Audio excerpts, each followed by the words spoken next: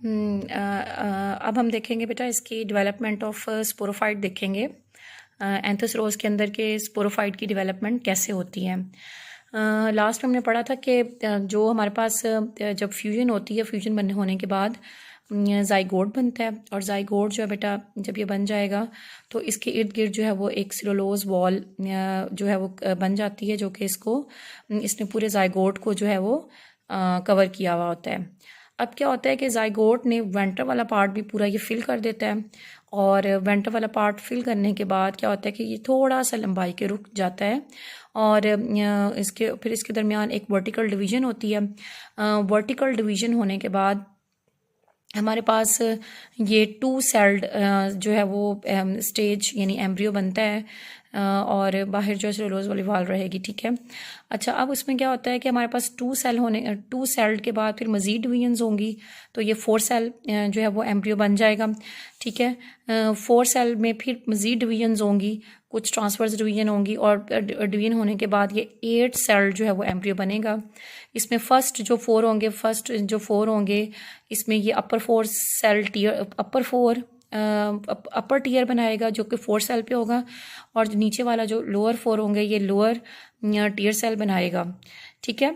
अब क्या होगा कि इसमें हमारे पास अपर 4 जो सेल हैं इनमें मज़ीद डिवीजन्स होंगी, ट्रांसफर्स डिवीजन होंगी, और ये ख़ुद को 3 पार्ट्स के अंदर डिवाइड कर लेगा। इसमें जो फर्स्ट ईयर जो होगा यानी कि पहले 4 सेल्स होंगे वो कैप्सूल को डेवलप करेंगे। सेकंड जो टीयर होगा यानी कि जो 4 सेल से मिलकर बना होगा ये सीटा और मेरिस्टेमेटिक जोन को बनाएगा। थर्ड जो टीयर होगा वो फुट होगा बल्ब की तरह वो उसको बनाएगा। ठीक है। अच्छा, अब क्या होगा कि अपर 4 सेल्स में तो डिवीजन होगी, अब हमारे पास सेकंड टीयर और थर्ड टीयर के अंदर मज़ीद डिवीजन्स होंगी। डिवीजन्स होने के बाद वो उसमें और ज़्यादा डिवीजन्स होती रहेंगी, और ये ख़ुद को 2 पार्ट्स के अंदर डिवाइड कर लेगा। एक हमारे पास बाहर वाली जो लेयर है ये एम्फिथीशियम कहलाएगा, जो अंदर वाली लेयर है ये एंडोथीशियम कहलाएगा। एंडोथीशियम जो है ये कोलोमेला को डेवलप करेगा। ठीक है। कोलोमेला का डेवलप करेगा, और ये आप यूँ देख लेंगे बेटा एंथस रोज का एक बहुत ही यूनिक करैक्टर है कोलोमेला। ठीक है, जो कि हमने किसी और मतलब के स्पीशी में अभी तक नहीं देखा। अच्छा, एम्फिथीशियम जो है इसमें हमारे पास क्या होता है कि स्टीराइल 2 इसमें पार्ट बनते हैं। एक जो एम्फिथीशियम है उसमें कुछ सेल्स जो है वो स्टीराइल जैकेट बनाएंगे, जो कि 4 से 6 लेयर्ड होगा। ठीक है। और दूसरा जो पार्ट है बेटा वो स्पोरोजीनियस टिश्यूज़ को बनाएगा। स्पोरोजीनियस टिश्यूज़ के बाद स्पोर मदर सेल्स बनेंगे। स्पोर मदर सेल्स जो है वो 2 पार्ट्स में फिर डिवाइड होंगे। कुछ उसमें से सेल्स जो है वो म्योसिस के बाद 4 हप्लाइड स्पोर्स बनाएंगे, और कुछ सेल्स जो हैं वो सूडो एलिगेटर्स बनाएंगे। सूडो एलिगेटर्स जो है वो हिग्रोस्कोपिक नेचर का होता है, मतलब ये वाटर एब्जॉर्ब करता है। वाटर एब्जॉर्ब करने के बाद ये स्पोर्स को पहुंचाता है। ठीक है। सूडो एलिगेटर्स बेसिकली ये एक स्टीराइल सेल्स होते हैं, जो कि नरिशिंग सेल्स के तौर पे या केयरिंग या नर्सिंग सेल्स के तौर पे काम कर रहे होते हैं। ये नरिश करते हैं स्पोर्स को, वाटर एब्जॉर्ब करते हैं, वाटर जो है वो एब्जॉर्ब करके स्पोर्स को पहुंचाते हैं। ठीक है। तो ये हमारे पास जो है वो स्पोरोफाइट यानी कैसे बनेगा। अच्छा, अब ये इस तरह से जो है वो ये बनता जाएगा। इसके बाद जो इसमें क्या होगा हमारे पास जो दूसरा अब हमने देखनी है डेवलपमेंट ऑफ स्पोरोफाइट। ठीक है, कि स्पोरोफाइट की डेवलपमेंट कैसे हो रही है। जैसे कि अब बेटा हमने पीछे पढ़ा था कि एक जो पार्ट है वो कैप्सूल बनाएगा, दूसरा टीयर जो है वो बनाएगा सीटा को या मेरिस्टेमेटिक रीजन को बनाएगा, तीसरा जो पार्ट है वो बनाएगा उसको फुट को बनाएगा। ठीक है। अब ये देखिए हमारे पास नीचे वाला जो पार्ट है ये फुट है, जो कि बल्ब की तरह है, इसी वजह से हम इसको बल्बस फुट कहते हैं। बाहर वाला जो पार्ट है, ये वाला जो पार्ट है ये हमारे पास क्या होगा, ये थैलस होगा। थैलस के ऊपर जो है ये हॉर्न लाइक स्ट्रक्चर जो है वो मौजूद होगा। ठीक है। उसके बाद जो हमारे पास ये मेरिस्टेमेटिक रीजन है, मेरिस्टेमेटिक रीजन में मुसलसल सेल्स जो हैं वो डिवाइड होते रहते हैं। ठीक है। उसके बाद जो है हमारे पास ऊपर ये जो लॉन्गिट्यूडनल सेक्शन है बेटा, इसमें हमारे पास ये काफ़ी सारे सेक्शंस में डिवाइड हो जाता है। सबसे दरमियान वाला जो पार्ट है ये इसको हम कोलोमेला कहते हैं। ये वाटर कंडक्शन का काम करता है। इसमें तकरीबन ये 16 रोज़ तक बनाता है एंड इसमें डेवलप करता है। क्योंकि फुट जो है वो क्या, फुट का क्या काम होता है कि उसने वाटर को, मिनरल्स को और फूड को एब्जॉर्ब करना होता है, स्टोर भी करना होता है और आगे इसको लेके जाना होता है। तो कोलोमेला जो है क्या करता है कि इस पार्ट से जो है वो वाटर को और फूड को एब्जॉर्ब करता रहता है और ऊपर बाकी पार्ट्स को जो है वो पहुंचाता रहता है। इसके बाद जो है कोलोमेला जो है बेसिकली जो हमारे पास ऊपर ये देखें, जैसे कि थैलस के ऊपर जो इस तरह से हॉर्न लाइक स्ट्रक्चर होते हैं, ये जो है ये तकरीबन ये हॉर्न लाइक स्ट्रक्चर जो है ये ऊपर वाला जो पार्ट है ये उसको जो है मैकेनिकल सीधा खड़ा रहने के लिए मैकेनिकल स्ट्रेंथ प्रोवाइड करता है। ठीक है। उसके बाद जो है हमारे पास बाहर वाला जो है पार्ट है वो एपिडर्मस है।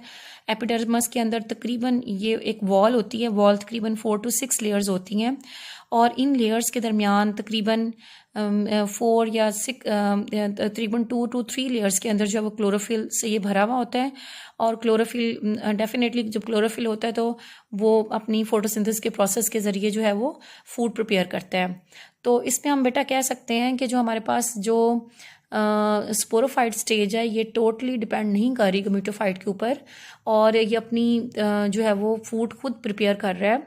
तो in this species we can say that sporophyte is not totally dependent on the gametophyte.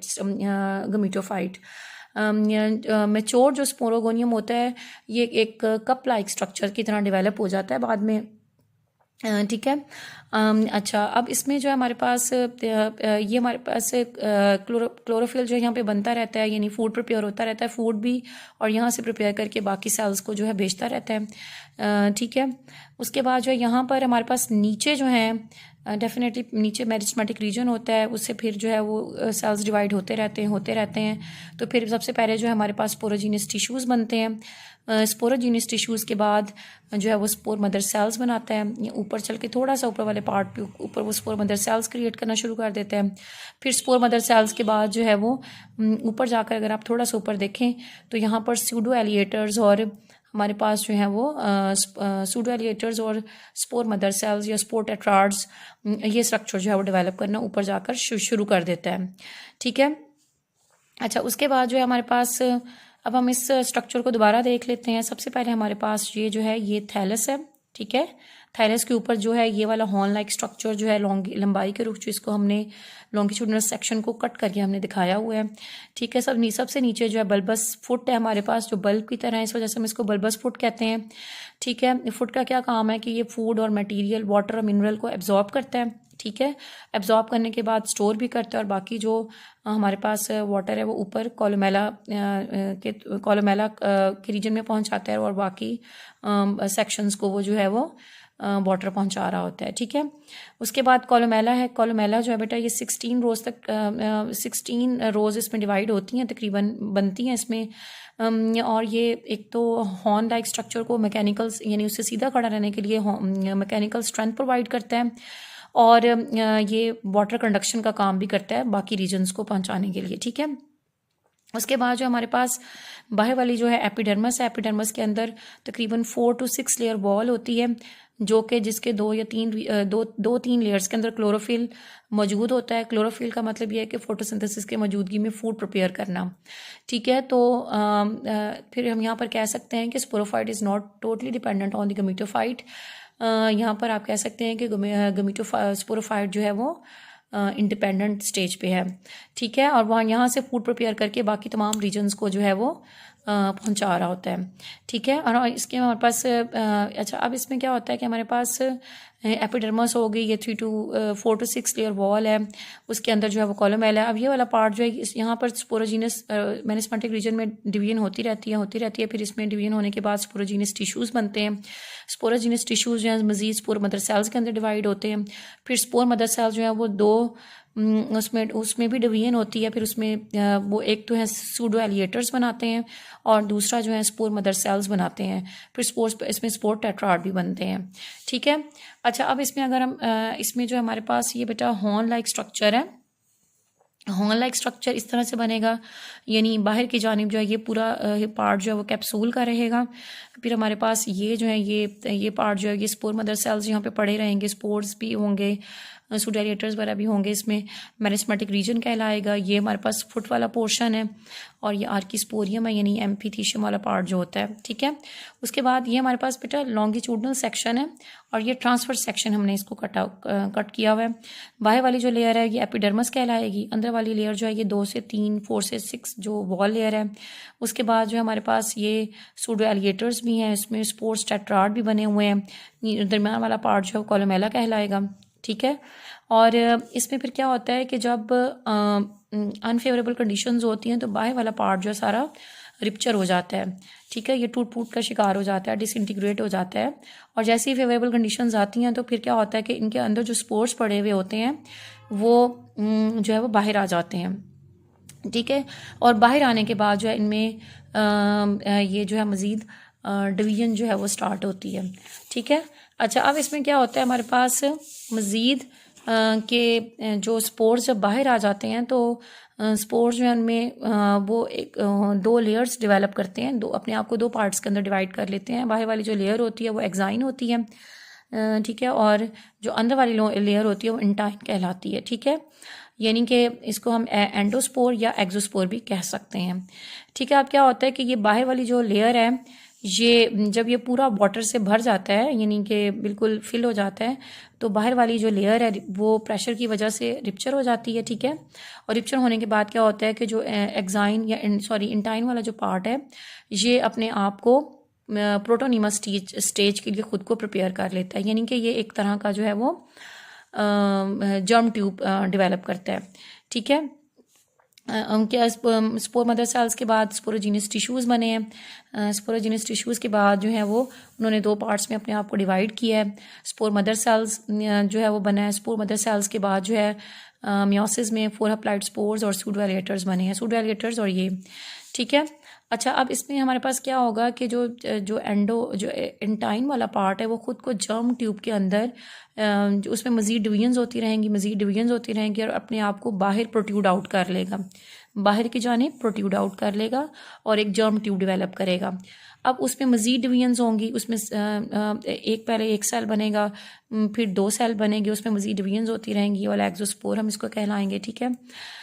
और इसमें जो है हमारे पास जो है वो मज़ीद इसमें फिर 4 डिवीजन्स और होंगी और फिर मज़ीद डिवीजन्स होती रहेंगी और डिवीजन होने के बाद क्या होगा कि ये एक टाइम आएगा कि ये अपने जो है वो रिहिज़ॉइड जो है बाहर निकालना शुरू कर देगा और रिहिज़ॉइड जो है ये निकालेगा और अपने आप को ज़मीन के साथ अटैच करना शुरू कर देगा। फिर मज़ीद डिवीजन्स होती रहेंगी तो इसमें क्या होगा कि ये एक थैलस लाइक स्ट्रक्चर डेवलप कर लेगा। थैलस के नीचे जो है वो रिहिज़ॉइड्स भी होंगे, रिहिज़ॉइड की मदद से अपने आप को जो है ज़मीन से अटैच कर लेगा और फिर थैलस जो है वो इसमें मज़ीद बनता रहेगा और दोबारा से ये एक स्पोरोफाइट से गमीटोफाइटिक स्टेज बनना शुरू हो जाएगी। पहले गमीटोफाइटिक स्टेज थी, फिर गमीटोफाइटिक जब स्टेज एंड हुई तो गमीटोफाइटिक स्टेज एंड होने के बाद स्पोरोफाइटिक स्टेज बनी, स्पोरोफाइटिक स्टेज एंड हुई तो उसके बाद गमीटोफाइटिक स्टेज बनी। This is called the alternation of generation, ठीक है। यानी कि पहले हमारे पास डिप्लॉयड जाइगोट बना, डिप्लॉयड जाइगोट ने हैप्लॉइड स्पोर्स बनाए और हैप्लॉइड स्पोर ने फिर दोबारा जो हमें गमीटोफाइटिक स्टेज जो है वो स्टार्ट की। एंड ये पूरा एंथोसरोज का लाइफ साइकिल है, इस तरह से जो है वो अपनी जनरेशन्स को जो है वो आगे से आगे बढ़ाता रहता है। Thank you.